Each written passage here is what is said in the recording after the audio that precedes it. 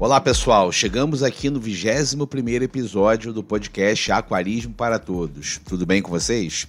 Aqui Eduardo Starling e este é o último episódio desta segunda temporada. Ah, meu Deus, como é que a gente vai fazer? Galera, tranquilo, como eu já falei, eu vim falando dos últimos 3 ou 4 episódios. Para quem cair de paraquedas nesse aqui vai ouvir pela primeira vez, mas o resto já ouviu. Eu vou fazer uma pausa estratégica para poder converter o conteúdo para o YouTube. Tem muito aquarista aqui na Procura YouTube, não é tanto de podcast. Dependendo do episódio, dá até para botar um diagrama. Agora vai ser meio toque de caixa, vai ser difícil. Então eu vou botar lá para aumentar o alcance aqui do conteúdo, aumentar a divulgação. E um outro ponto que é importante, eu estava num grupo de WhatsApp esses dias, eu acho que foi um dos grupos do Cândido, não tenho certeza, eu acho que sim, foi o grupo de plantados do Antônio Cândido, e numa discussão eu estava vendo que um menino lá aí eu meti da velha, me tomou de menino, o cara lá do grupo, que é deficiente auditivo, ele até fala, não, eu tô perdendo, ainda escuto um pouquinho e tal, mas eu acabo me virando com leitura labial, só que cara, podcast não tem leitura labial, né? Então vai ser uma oportunidade de aumentar ainda mais o alcance, porque eu vou legendar os episódios, né? Eu vou pegar o áudio, vou botar um videozinho e eu vou pegar algum software aqui para fazer a legenda automática do que eu for falando. Eu acho que vai ser bacana isso, tá? No mais, agradecer aqui todo mundo pela repercussão aqui, sempre o pessoal elogiando. Teve um aqui que me falou, foi o Doug, né? Doug, não sei, lá de São Paulo, que tá percebendo uma maior maturidade nos episódios, os episódios estão ficando melhores, eu também acho, né? Modéstia à parte, eu acho que os episódios estão ficando melhores, eu acho que eu estou conseguindo me aprofundar melhor nas pautas. Tudo bem que, assim, primeira temporada é muito pauta, receita de bolo, não tem tanta pesquisa. Essas que eu fiz focado em espécies, acaba trazendo mais uma carga de pesquisa aí que eu acho que dá uma enriquecida também, né? Mas enfim, deixa de ser uma evolução aqui pro material. Eu não tive grande repercussão de King, eu não sei se o pessoal de King escuta podcast, né? Mas assim, até hoje eu recebo umas boas mensagens falando do episódio de Peixe Fundo, que foi um dos que eu mais curti fazer. Esse, o de disco e o de beta, eu acho que foram os que eu mais curti fazer nessa temporada.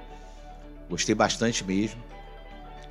Assim, eu acho que estou conseguindo chegar até além do que eu tinha proposto, né? A minha ideia era parar com 18 episódios essa temporada, que eu estendi um pouco mais.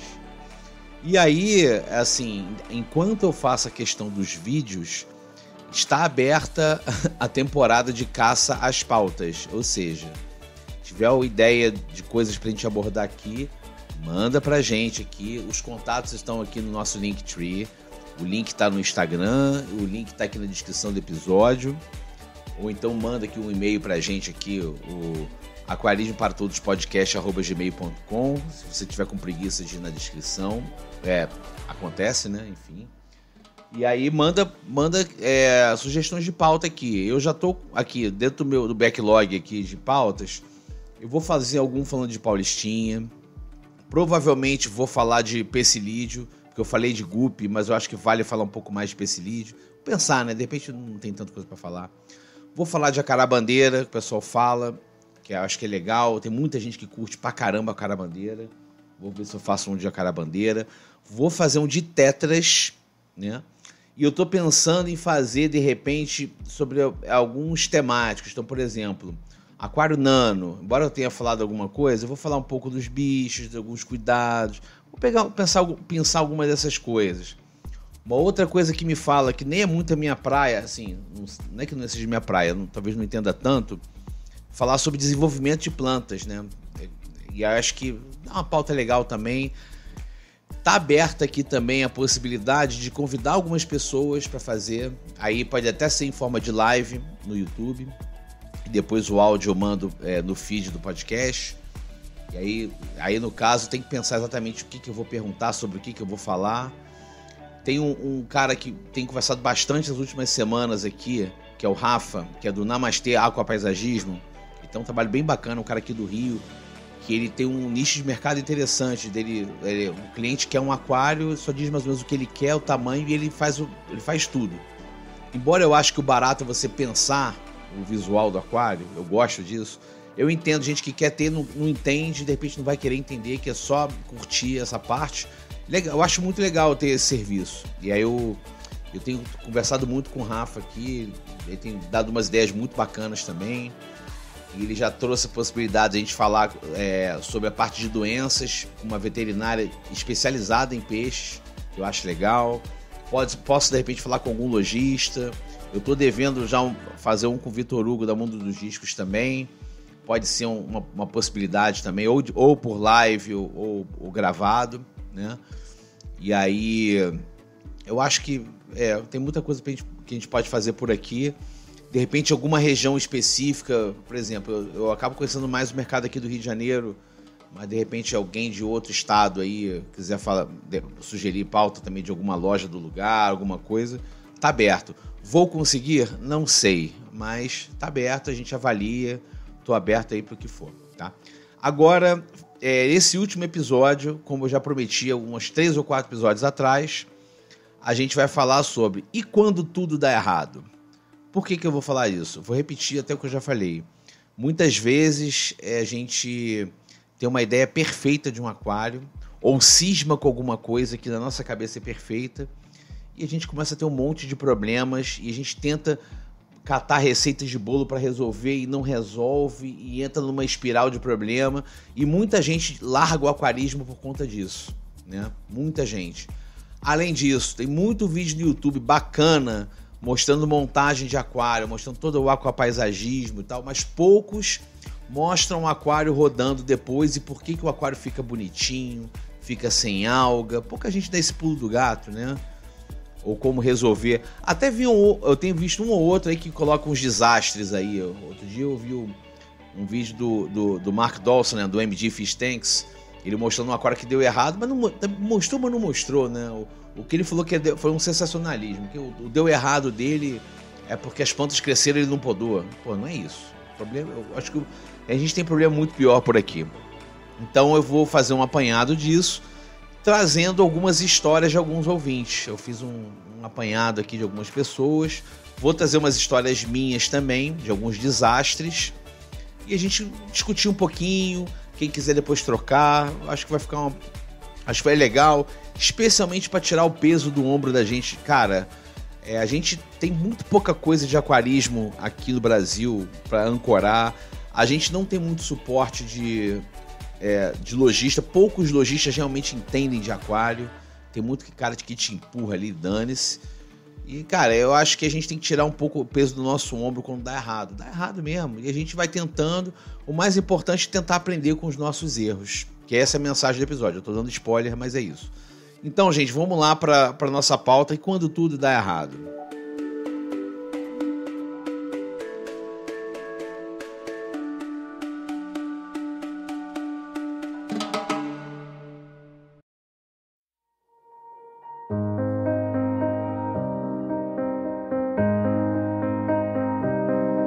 Então, pessoal, a gente tem vários casos de sucesso em vídeos, montagens, dicas.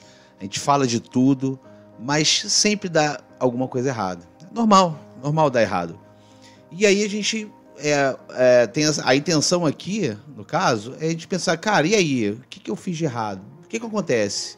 Por onde eu parto? Cara, isso é muito comum, muito comum. E eu estava até conversando aqui com um amigo aqui de um outro grupo, né? Ele é do blog Tô Aquariando, que é um blog novo aí de aquarismo. Cara super empolgado, compartilhando artigo. Até vou ver se eu escrevo algum artigo para lá, né? Talvez até sobre esse assunto aqui mesmo, né? De repente é uma boa ideia. E é muito assim, comum casos de um aquarismo que dá errado. Um dos casos que eu já vou esgotar aqui, primeiro eu vou falar de alguns pontos, né, que eu costumo ver de que dá errado, e depois eu vou contar uns casos reais, né. O primeiro ponto é o aquarista, que não sabe nada, vai confiar no lojista, que também não sabe nada. Isso é muito comum. E a gente tem N casos. Assim, não é síndrome de vira-lata, não é exclusivo do Brasil. Eu tava vendo agora, coisa de meia hora atrás, eu dou um rolê nos fóruns lá de fora, né? E um dos que eu gosto de observar é o The Planted Tank, que é o pessoal de plantado, que é um fórum muito bom, um fórum americano muito bom, tem uns caras muito feras. E o cara tava justamente colocando aqui, gente, olha só, eu tô com um aquário aqui, tô com um aquário novo, mas o filtro tá saturando muito rápido. Queria saber qual é o problema. E aí, encurtando a história, era um aquário de, sei lá, 25 litros, 30, e o cara colocou 2 quinguios. Ele queria entender por que o filtro estava saturando. Aí tem um cara lá, um americano lá, que ele é muito pé no peito. Eu gosto das respostas dele, porque ele vai no ponto, né? Às vezes ele é um pouco cavalo, assim, mas ele vai no ponto. Ele chegou assim, cara, esse aquário não dá nem para 1 quinguio, quanto mais 2. Cara, muda isso aí. Tá saturando porque ele revolve tudo. Até falei aqui no episódio de quinguio, né? E assim, o primeiro caso é esse. E eu vejo isso acontecer o tempo inteiro aqui. Pra vocês terem uma ideia, a coisa de um mês e meio pra cá, o meu Instagram aqui, o Aquarismo para Todos, deu um boom, né? Começou a entrar mais gente, não sei se via podcast, ou se é por causa do algoritmo, não sei. Começou a entrar mais gente. E a galera manda mensagem aqui, manda direct, né? E para interagir e tal. E assim, a maioria esmagadora dos directs é gente iniciante pedindo ajuda. Foi daí a ideia desse episódio, inclusive. E assim, 90% assim, obviamente, eu estou chutando o percentual aqui, mas a grande maioria das interações de gente pedindo ajuda é porque o lojista deu uma indicação de, esse aquário, esse filtro, esse peixe, está tudo errado. É triste. Aí eu diria que se alguém se especializar em treinar lojista de loja de aquário, esse cara vai ter muito mercado. Porque, putz grila, é impressionante. Então, o primeiro ponto é isso. O primeiro ponto, muitas vezes a gente parte de uma premissa completamente equivocada e aí a gente fica tentando fazer dar certo. Eu vejo isso o tempo inteiro. Quase sempre um aquário pequeno demais para os peixes que a pessoa quer colocar, ou peixes incompatíveis, né? Além disso, existem umas outras questões. E aí, há umas 3 semanas atrás, eu botei um chamado em alguns grupos de aquarismo que eu participo de WhatsApp, pedindo para a galera contribuir com casos reais. Eu vou até falar algum desses casos daqui a pouco. Mas teve um cara que ele falou assim, olha, toma aí para sua pauta. Eu queria um caso, mas ele mandou um artigo. Luiz Moura é o nome dele, tá? Do grupo Aquarismo SP, né? O Luiz Moura mandou um artigo do site Aquabase, da loja Aquabase, pelo que eu entendi, só que está fora do ar o site, né? Ele tem um PDF do artigo.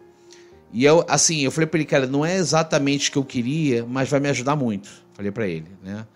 E o nome do artigo é Quando é Hora de Desistir, né?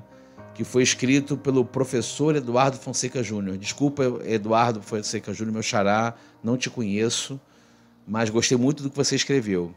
Ele é mais centrado em plantado, né, problema de plantado, mas que dá para pegar paralelo com tudo. E ele começa a listar possíveis problemas, mas numa de sinalizar assim, olha só, quando você chega nesse problema, às vezes você tem que refazer o aquário. E tudo bem, acontece, né? Então ele fala, por exemplo, o cara vai fazer uma ciclagem e cresce mais alga do que o esperado na fase das diatomáceas ali, quando ele começa a estabilizar o nitrito e o amônio, e você tem aquele boom de nitrato, às vezes dá mais diatomácea do que o normal, e aí sufoca plantas. A galera de plantado tem esse tipo de problema. Eu gosto de colocar Otto-5 nesse caso, mas tem gente que não consegue pôr, fica alga demais, e aí ele dá um desbalance assim, no esquema, né? Às vezes o cara começa a botar peixe, e esse é muito comum, começa a encher de ser vivo, né? Aí eu tô falando essencialmente peixe. E o filtro ainda não está preparado, você não tem a biologia ainda adequada, o cara não usa acelerador, você vai ter um monte de problema, de alga principalmente, mas tem problema às vezes de dar boom de amônia, aí o cara perde peixe, não sabe por quê, o peixe some. Isso é um tipo de problema relativamente comum, tá? O galera de CO2 não regula exatamente bem o CO2, começa a dar alga pra caramba, porque o CO2 não é suficiente para as plantas desenvolverem e o que sobra de nutriente as algas se aproveitam, né? Ou a planta sofre, demora a se adaptar e as algas deitam e rola também. Isso é muito, muito comum.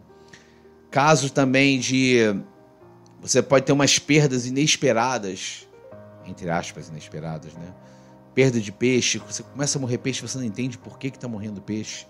E aí eu vou contar um caso disso que eu passei há 2 meses atrás, tá? Que é super, super interessante. E casos, por exemplo, o aquário está muito bem plantado, está ótimo, e de repente, do nada, você começa a ter alga pra caramba, e nada que você faz resolve as algas. E aí esse é um indício de que você tem um desequilíbrio aí nos nutrientes, né? Porque assim, planta precisa de 3 coisas para crescer: nutriente, gás carbônico e luz. Se você tem um desequilíbrio em um deles, a planta não cresce, o que sobra, as algas se aproveitam, né? Então tem essa questão também. E dá uma série de questões aqui que são interessantes.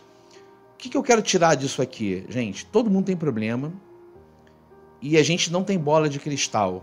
A gente, muitas vezes, o problema acontece por alguma coisa que você não monitora, e tudo bem, você não precisa monitorar tudo, mas o mais importante é você observar e tentar entender e discutir com as pessoas o que pode estar acontecendo de errado. E a maior parte dos casos, o que está acontecendo de errado você não está vendo, e é bom você discutir com outras pessoas.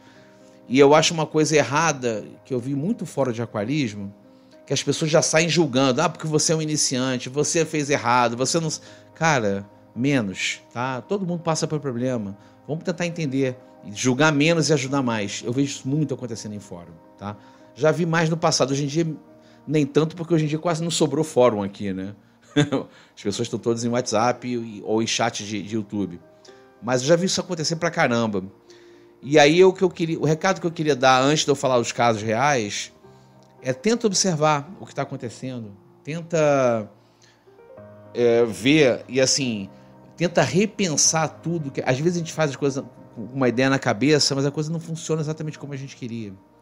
E a gente tem que tentar ser um pouco cético e criticar até as nossas próprias escolhas. Esse artigo da Hora de Desistir, que eu citei, que o Luiz Moura mandou lá do WhatsApp, é muito isso. Ele fala de, às vezes, você tem que... Alguma coisa deu errado, você tem que refazer. E é isso, tá? E não é culpa do aquarista. Eu brinco que tudo que dá errado é culpa do aquarista. Em termo, é culpa não no sentido bíblico da coisa. É culpa, tipo assim, foi o aquarista que não colocou ou colocou demais alguma coisa. Mas isso não transforma o aquarista num incompetente. Isso também dá o poder para o aquarista consertar e aprender com a experiência. Eu acho que isso é importante. Os problemas começam nos aquaristas, mas as soluções também. É importante a gente entender isso. O peixe nem sempre tem culpa, a maior parte das vezes não tem culpa, as plantas também não têm culpa. A maior parte dos problemas é a escolha do aquarista, mas a escolha do aquarista também é acertar. E eu queria tentar trazer um pouco disso, tá? Antes de eu falar dos casos, uma coisa que eu lembrei aqui, é um erro que eu tinha muito no passado, tá? Eu cheguei a citar isso aqui quando eu estava falando dos equipamentos, acho que na temporada 1 ainda. Um erro que eu cometia muito, assim, não tinha muito dinheiro na época que eu estava começando a montar aquário com mais frequência, uma coisa de uns 20 anos atrás, e eu ia contado e tentando gastar o mínimo possível, né? E é uma época que os fóruns eram lotados de projeto do it yourself, né? Faça você mesmo, numa de tentar fazer com o mínimo de dinheiro possível, galera fazendo filtro com tubo PVC, etc. E beleza, tudo bem. Mas um erro que eu cometia eu ia montar um aquário, e na época eu tinha aquele tamanho que eu chamo de tamanho padrão aqui, de aquário de iniciante, que é o 60, 40, 30, né? E quando eu começava a montar, eu ia olhar os preços de filtro. Eu já sabia que o filtro de canister era o melhor. Pelo tamanho do aquário, talvez não valesse a pena ter um SUMP. Eu nem tinha móvel para poder botar SUMP na época. Então era canister ou hang-on. Não se falava muito em filtro interno, até pela manutenção. E aí eu olhava o preço, o filtro canister era, sei lá, de 3 a 4 vezes mais caro do que o filtro Rengon. Cara, minha escolha era óbvia. Filtro, comprava o Rengon. E aí o meu problema, o principal problema que eu tinha era... Eu sempre comprava o filtro Rengon na capacidade imediatamente acima do meu aquário. Então, exemplo, um aquário de 72 litros, que era o 60-40-30, eu comprava o Rengon até 80 litros, vamos supor, 90 litros. Cara, isso aí ele vai em choque com outra característica típica do aquarista, que é sempre botar a maior quantidade de peixes possível. Você coloca um filtro assim, o fabricante fala que ele filtra até essa quantidade, mas ele não na capacidade máxima ou acima da máxima, como muitos aquaristas fazem, eu inclusive. Tá? Eu infelizmente, eu sou desses, né? Então, eu tinha sempre problema de filtro entupir, de estar sempre sujo, de ficar sujeira no aquário, e eu tinha problemas por causa disso. E aí, a primeira dica que eu dou aqui requentando uma dica do episódio de equipamentos, eu acho que foram de equipamentos, tá? Mas sempre compre um filtro super dimensionado. Então, se eu vou montar um aquário de 72 litros, eu vou comprar um filtro para 150. Tá? Vai por mim. Você não vai ter filtro demais. No máximo, você pode ter um peixe que não gosta muito de mexer muito na água, e aí você redireciona do que der para fazer, ou coloca uma planta ali, uma coisa assim. Mas filtro nunca é demais. Na pior das hipóteses, acho que não tem... a pior das hipóteses é você gerar um fluxo de água muito grande, né? Mas eu acho que não tem hipótese ruim. Vai ser um filtro que você vai precisar limpar o perlão dele bem menos vezes do que você comprar um filtro do mesmo tamanho ali. Canister principalmente tem isso, né? Eu tenho 2 canisters também por causa disso. Cada canister que eu tenho 2 no meu aquário. O aquário é 225 litros. Cada canister, ele atende uma capacidade maior do que a do meu aquário. Eu tenho 2. Justamente para poder fazer essas loucuras que eu sei que eu gosto de fazer, né? Eu tenho peixe grande, peixe que se deixar comer o dia inteiro, eu consequentemente faz cocô o dia inteiro, então eu preciso de muita filtragem. Eu tenho 9 discos, né? Eu tenho 2 canisters para isso. Um canister sozinho já daria conta desse aquário, mas eu tenho 2. Enfim, é só para relembrar esse ponto aqui, que isso é uma coisa que costuma dar errado, tá? Então, vamos voltando aqui à pauta, né? Eu vou contar primeiro aqui um caso da Solange Moura, já falei dela aqui. Ela trouxe um depoimento do episódio de disco. E aí é um episódio que, para vocês verem que isso aí não tá ligado. Às vezes você não tem como você prever um problema. Problemas acontecem. Você tem, de repente, olhar rápido, pensar e depois ver como é que você poderia evitar, se possível. Tá? O caso dela foi o seguinte, tá? Abre aspas para Solange.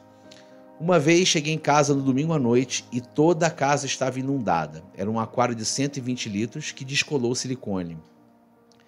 O que ela fez, gente?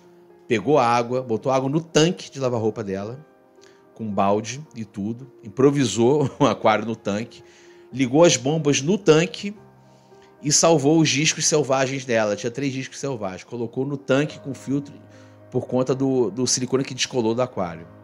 Ela ligou pro lojista que atende ela. Isso foi no domingo, né? Eu falei, domingo à noite. Na segunda-feira de manhã cedo, ele estava lá, ele foi na casa dela, pegou os peixes, botou no aquário dele lá, levou com ele, levou o aquário para colar, e aí voltou e resolveu tudo. E ela falou que isso aconteceu com ela já 2 vezes. Aí eu falo, dá pra gente ficar olhando o silicone sempre? Eu posso dar esse conselho, mas, cara, nem todo mundo vai ficar olhando o silicone do aquário o tempo todo. Mas, de repente, a gente tem que pensar rápido qual a melhor forma de tratar, né? Vou contar esse meu caso aqui de 2 meses atrás, que é interessante, tá? O aquário estava rodando super bem, tá? Numa boa. Até que, de repente, eu percebi que um cascudo que eu comprei morreu. Tinha acabado de comprar, morreu. E eu não entendi nada, né? Eu falei, pô... Eu olhei assim pro aquário, né? E pensei, pô, eu acho que tá com muito detrito nesse aquário, né? Deve ser isso.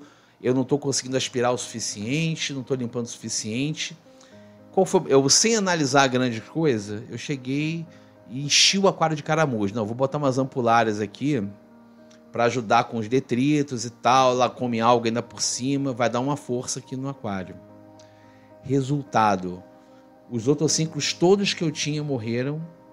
O meu Ancistus, que eu toquei com uns 2 anos com ele aqui, começou a ficar lá em cima. Eu comecei a falar, bom, tem alguma merda, desculpa, palavrão, tá?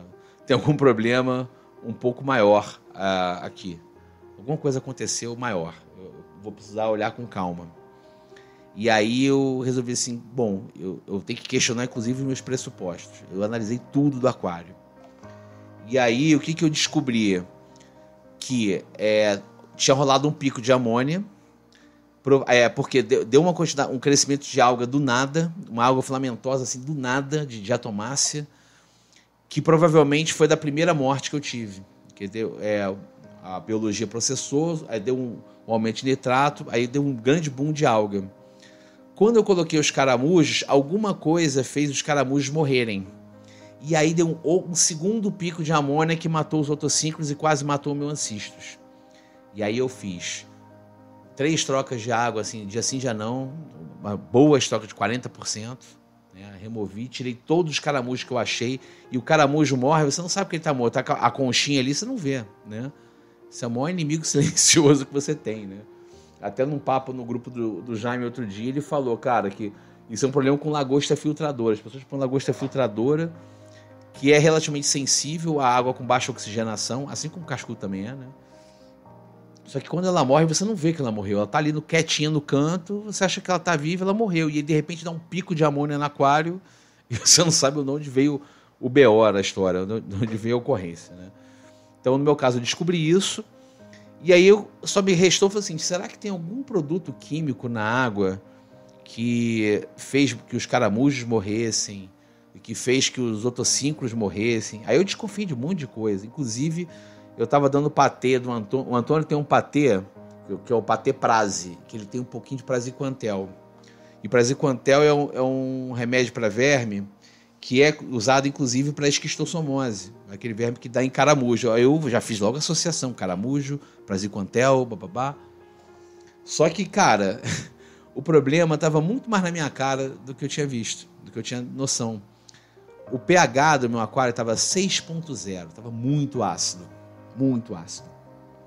E a minha reserva alcalina baixíssima, a minha dureza carbonatada, o KH, estava, sei lá, quase 0, estava 2, sei lá, estava muito baixo.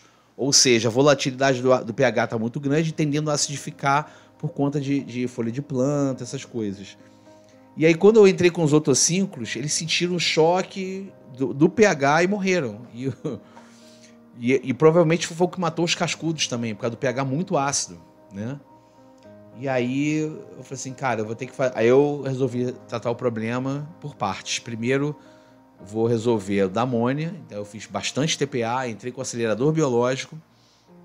E aí eu consegui, pelo menos, harmonizar ali. Aí entrei com o problema das algas. Eu tirei os fosfatos dela, os nitratos dela, mas eu precisava acabar com as algas. Então eu entrei com carbono líquido para poder, e diminuir o tempo de iluminação para poder reduzir as algas. E aí, por a questão do pH, eu precisava de um tamponamento. Então eu coloquei em saquinhos de aragonita dentro do filtro para levar o pH para ficar um pouco mais alcalino e mais estável, porque você aumenta a dureza carbonatada, o pH oscila menos. E aí eu dei uma resolvida, consegui trazer ele para um 6.4. Aí depois eu entrei com cascudo de novo, estou com os outros 2 cascudos novos aqui que estão bem, graças a Deus, e deu uma controlada nas algas. Mas foi assim, eu podia ter pensado um monte de coisa aqui, foi um problemão que eu tive aqui. Aí teve um outro caso aqui do Fábio Rates, que é se não me engano, é um dos administradores, dos admins do grupo Aquarismo São Paulo, tá? Aquarismo SP. E isso aqui foi interessante. Eu vou ler aqui a história dele aqui. Tá? Eu desisti de criar camarão, estou só nos jumbos. Comprei uma primeira vez sem ter experiência nenhuma no aquarismo. Só tinha teste de pH e amônia. O nitrato estava alto e eles morreram. Abre parênteses, eu aqui, Eduardo. Invertebrados, especialmente camarão, tem muita sensibilidade a nitrato. Tá? Fecha parênteses. E isso pode ter sido um dos problemas com com os caramujos também, tá? A segunda vez que comprei os camarões, eles estavam dando certo, só que o aquário tinha outros tipos de animais, guppies e platis.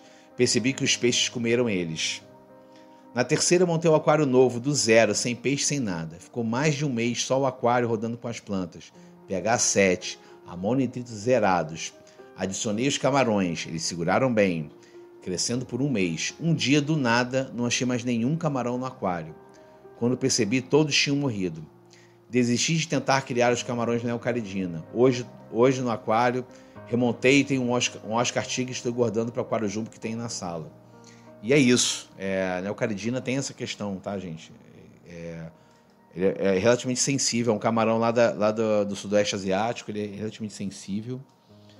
E eles são muito sensíveis à variação de pH. Aí, Fábio, eu não peguei com você mais detalhes, mas pode ser uma oscilação de pH, um monte de coisa pode ter acontecido aí, mas é isso. Às vezes é uma coisa que a gente não vê e a gente perde tudo.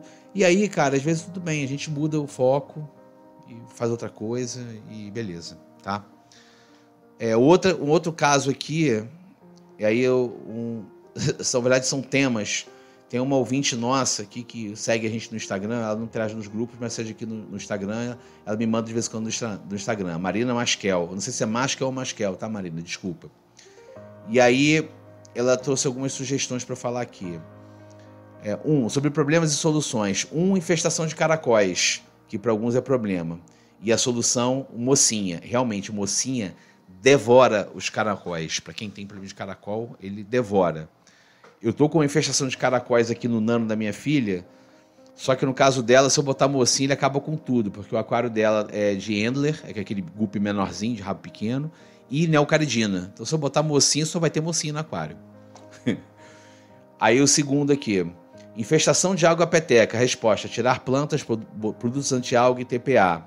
Aí, Marina, eu já passei por um problema assim que isso não resolveu, tá? O que resolveu com a alga peteca? Além do tratamento com carbono líquido, que ajuda a dar uma reduzida, cara, para mim o que resolveu a alga peteca foi o Flying Fox, vulgo comedor de alga siamês ou chinês, um dos comedores de alga. Tem um deles, um douradinho, que não come peteca não, mas o Flying Fox, aquele prateadinho com a lista preta, cara, ele acaba com as petecas. É sensacional, tá? É muito bom para acabar com peteca também. E o terceiro... Ela falou aqui, pH alcalino, resposta, Siquem Neutral Regulator. Aí, depende, tá, Marina? Porque dependendo da alcalinidade da água, o Neutral Regulator não vai resolver. Você vai ficar brigando com a oscilação do pH, ele vai trazer e vai subir. Aí você tem que ver se você tem um cascalho que é alcalinizante, tipo, se você tiver dolomita, você não vai resolver. Se tiver pedra calcária, você não vai resolver. E tem que ver o pH da água que você recebe de fora. Porque tem muita gente que tem água de poço artesiano, que é lugar que tem de poço, lugar com muita pedra, muito mineralizado, e a água já vem com pH tipo 7.6, 7.8, e aí o único jeito de você ter um aquário de água neutra ligeiramente ácida é com água de osmose reversa, água de RO, que o pessoal chama, que é a água que o pessoal de aquário marinho usa para poder fazer a água salgada. É o único, porque é uma água completamente sem mineral, aí você adiciona lá os minerais que dependendo do caso aí. Então, pH alcalino vai depender, tá, Marina? Às vezes você não resolve com Neutral Regulator, não. Ou pode ser que você resolva e fique brigando aí com pH, e aí, dependendo do peixe que você tiver, ou vertebrado, você vai estar criando um problema a mais do que você já tinha, tá? Mas eu acho que são coisas que podem acontecer e possíveis soluções, sim. Tem um outro problema da Solange aqui, que eu acho legal falar. Ela estava viajando, aí abre aspas para Solange. Minha bomba travou na última viagem. Minha funcionária chamou o cara que faz manutenção do aquário e ele deu jeito. Foi no sábado à noite. Quando voltei, paguei ele pela visita. Às vezes é isso, tem um problema lá. E isso me faz sempre desejar ter uma webcam filmando meu aquário para quando eu viajo, né? De repente, liga para algum amigo, combina alguma coisa para vir resolver. Felizmente, eu não tive nenhum grande problema, deixo as coisas mais ou menos automatizadas, deu um pouco de sorte envolvida nisso também. Então, tem um outro caso aqui, mandado pelo Fábio Araújo Silva, que não é muito aplicado o tema do podcast, né? Porque eu falo basicamente aquário de água doce, né? É um caso de marinho, mas dá para pegar uns ensinamentos legais aqui, porque a questão dos problemas eu acho que é parecida, tá? Vou ler para vocês. Abre aspas. Me chamo Fábio. Tenho um aquário marinho há 2 anos de 260 litros. Eu precisava instalar uma lâmpada no armário embaixo do aquário para iluminar a ketomorfa. Ketomorfa é uma alga para consumir nutrientes como fosfato e nitrato. Aqui abre parênteses meu aqui, Eduardo Starling. Tem gente que faz isso, galera que tem aquário sem planta, e aí pode ser até aquário de king, porque o king come tudo, coloca no SAMP um compartimento com aguapé, o gigoga, né, planta flutuante, com uma luz, porque ela é excelente para poder tirar essas coisas da água, tirar fosfato e nitrato da água. Então vira como se fosse um filtro, entre aspas, biológico, ajuda muito. Fecha parênteses aqui. Aí coloquei a alga num compartimento maior do SAMP e parafusei um refletor de 30 watts na base de cima do armário, por dentro, mirando para baixo do SAMP. Só que a cabeça do parafuso era menor que o buraco do suporte do refletor. E já era 10 da noite e não tinha lugar aberto para comprar uma arruela. O que eu fiz? Peguei uma fita isolante e fiz como se fosse uma arruela. Aí falei, amanhã eu troco por uma arruela. Passaram-se 2 meses e eu obviamente tinha esquecido disso. E com o tempo essa fita foi se soltando, até que soltou e caiu a luminária acesa dentro do SAMP. Deu eletrólise e com isso perdi toda a microvida do aquário, todos os corais e o meu Ophiuros enorme. Aí, Ophiuros, para quem não sabe, é um tipo uma estrela do mar que tem uns bracinhos, parece uma minhoquinha, assim, parece uma cobrinha. Tá? Prejuízo de uns 6 mil mais ou menos. Mas a gente aprende com as nossas cagadas, né? Faz parte, fecha aspas. Então é isso, gente. Tem essa pequena lição aí das plantas, que é interessante. E também a gente, quando faz as gambiarras, todo mundo faz gambiarra, né? Quando faz a gambiarra, vamos depois fazer uma solução definitiva, senão a gente pode ter um problema, tá? Assim, o que a gente pode aprender dos problemas? Os problemas acontecem, a gente tem que saber primeiro resolver o problema, tá? Isso aqui isso é um básico de solução de problema, até para a empresa, tá? Não é só para aquarismo, não, para a vida. O problema aconteceu, primeiro você apaga o incêndio, resolve o problema ali, mas depois tentar entender o que aconteceu de errado, questionar os nossos pressupostos, que a gente às vezes parte de decisões que na nossa cabeça faziam o maior sentido, e às vezes você olhando friamente não faz mais sentido, ou nunca fez e você deu sorte. E aí tentar resolver de uma forma mais duradoura depois. Nem que isso envolva você desmontar o aquário e montar de novo.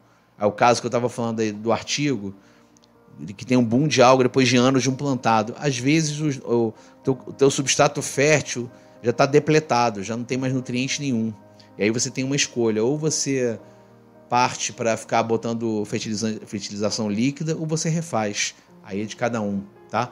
Qual que é o moral da história, gente? O moral da história é a gente entender que nós aquaristas, somos a origem das cagadas, mas a gente tem que aprender com as nossas próprias cagadas. E com isso, nós, no saldo, além de salvar os peixes, salvar o aquário, etc., a gente se torna um aquarista melhor depois, a gente aprende. Um dos pontos que me dá um pouco de tranquilidade de eu contar casos de aquarismo para vocês aqui, é que eu já passei por várias cagadas diferentes ao longo da vida e aprendi com cada uma delas, nem que seja a sobrinha que tacou iogurte no aquário, que eu aprendi como resolver determinados problemas, ou o caso de termostato que queimou e de repente ferveu a água do aquário, já passei por isso também. Então assim, a gente aprendendo com as nossas cagadas, não botando culpa no fornecedor, botando culpa no equipamento, aprendendo friamente com as nossas cagadas, a gente se torna um aquarista melhor e a gente, com isso, a gente passa por menos cagadas mais à frente. Eu acho que é o principal. Mas assim, tentar se eximir de culpa, né? Tem muita gente que larga o aquarismo porque se sente culpado. Não, eu sou burro, não entendo, não, é muito difícil. Não é. Vamos aprender que dá pra gente fazer coisas legais no aquarismo.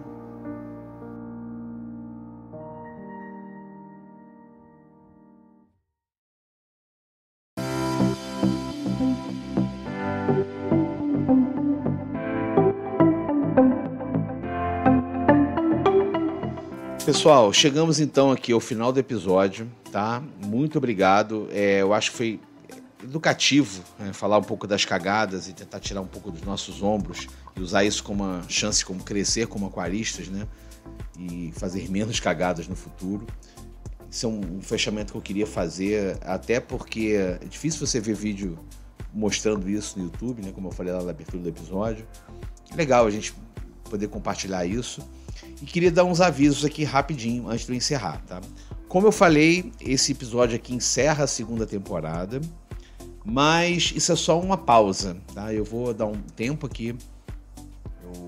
Então esse episódio vai entrar no ar aqui pelas minhas contas no dia 22 de novembro, quarta-feira, tá? Você está ouvindo isso aí, essa é a data de publicação que eu estava pensando, espero que entre nessa data mesmo. Depois desse tempo, eu vou pegar os áudios dos episódios passados, todos, vou fazer um videozinho, vou ver o que dá para fazer de videozinho. A introdução, provavelmente, eu vou fazer um vídeo com câmera, tá? Bonitinho e tal. E aí as pautas, eu vou colocar o áudio das pautas com alguma animação, alguma coisa, para poder postar isso no YouTube. Esse vídeo vai entrar no YouTube, como se fosse um episódio do podcast. Vou botar as descrições, bonitinho. E eu vou ver aqui como é que eu faço para fazer a transcrição automática do que eu estiver falando. Vou ver se tem software para isso. Eu acho que o próprio YouTube já faz isso. Eu tenho quase certeza que o YouTube faz isso.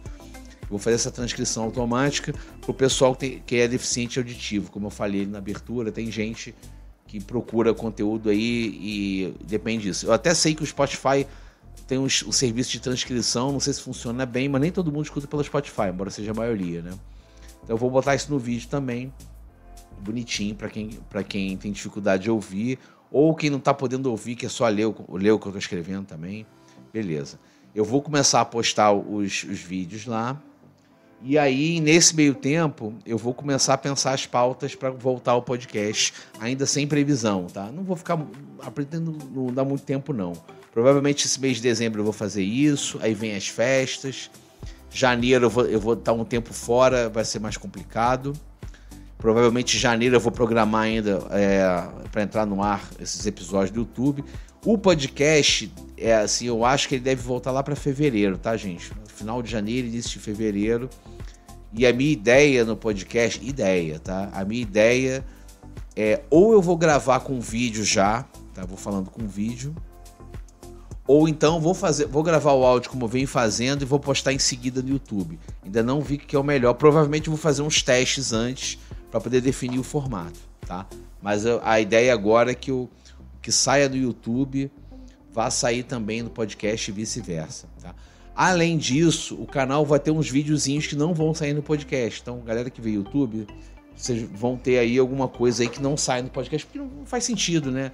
Videozinho rápido, ou coisa muito visual, né? Não dá pra ficar descrevendo. Eu vou botar lá direto no YouTube. Aí um deles, que já é o primeiro que deve entrar, é o meu projeto aqui de começar um cubo no método Dry Start, né? Que eu deixo as plantas enraizar primeiro um tempo, depois eu encho d'água e boto alguma fauna. Tá rolando já, eu tô com 3 semanas, tá ficando bonitinho. Eu tenho que só rever algumas coisas aqui. E eu acho que eu vou encher esse cubinho de água ali provavelmente em dezembro. Tá? Vai ser uma coisa que eu devo mostrar no canal também, no YouTube. Ok, gente? De qualquer forma, eu quero agradecer a todo mundo pela audiência aí, o pessoal que está acompanhando a gente, o pessoal dos grupos. E aí, um agradecimento aqui para o Antônio do grupo, da comunidade de grupos Força Discos. Agradecer o Alcides Augusto do Acaraguto, também super parceiro. O Jaime Monteiro, que até deu uma moral para mim na live que ele fez agora há pouco tempo no canal dele. Ele comentou aqui do podcast, por conta do episódio de discos. A galera aqui do grupo Namastê Aquapaisagismo, que está trocando também. Eu estou participando também no grupo da comunidade de grupos do Antônio Cândido, estou no de Plantados. E aí, agradecimento ao Antônio Cândido, que ele deixou com que eu publicasse os episódios do podcast nos grupos dele. Eu vou depois fazer essa divulgação por lá. É sempre bom. Quanto mais gente puder trocar, participar, discutir, é melhor para todo mundo. Eu não estou ganhando dinheiro com isso, não tenho o objetivo de ganhar dinheiro com isso. Eu quero difundir o aquarismo, desmistificar o aquarismo. Então, mais gente puder ter acesso, questionar, aprender, trocar, para mim tá ótimo, tá? Muito obrigado a todo mundo, a galera aí do Instagram, que eu sei que vê as publicações e vem comentar. Obrigado aí, graças a vocês, meu Instagram tá quase chegando a 1.000 inscritos. Vamos ver se passa, eu quero botar bastante coisa lá. Aí eu vou ver o que eu vou fazer, provavelmente coisas curtas vai ser Instagram e os shorts do YouTube, né? Aí eu tenho que ver, tenho que dividir direitinho o que entra onde. Mas eu quero agradecer todo mundo aí e aguardem os avisos, seja no Instagram, seja nos grupos, ou até no YouTube, que vai estar rodando daqui a pouco. Aguardem os meus avisos aí, e aí, quando o podcast voltar, vocês vão saber, ok? Abraço para todo mundo aí. Tchau, tchau.